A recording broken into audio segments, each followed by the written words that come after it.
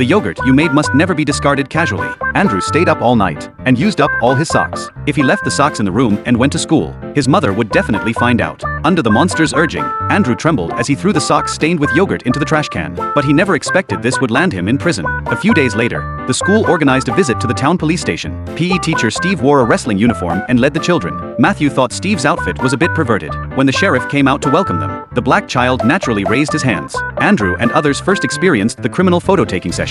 While they were chatting, a detective approached the sheriff and said another body of a ponytailed person had been found in town. This meant the crazy killer was active again, and after each ponytailed person was killed, their braid was cut off. So the detective suspected the killer must be a pervert. The sheriff ordered them to find clues about the killer within 2 days, or all would be demoted. Just as the detectives were worrying, Steve could detail the identities of every ponytailed girl. This instantly made the detectives notice something was off. Combined with Steve's attire, the detectives took Steve away, but hours later, whenever the detectives asked about key timestamps, Steve had alibis for being elsewhere. After all, besides teaching PE at school, he just stayed home watching TV but there was no evidence. Unless Steve produced proof of his alibi, he would still be a suspect. Meanwhile, in the park, Jay and Jesse were having a picnic. The two hadn't noticed that Jesse's ponytail had long been spotted by a mysterious person. But at that moment, Jessie untied her braid, so the mysterious person lost interest instantly. Fortunately, an old man with a ponytail passed by. When Jay and Jesse finished their picnic and went home, the old man's white cat kept scratching at the trash can. Curious,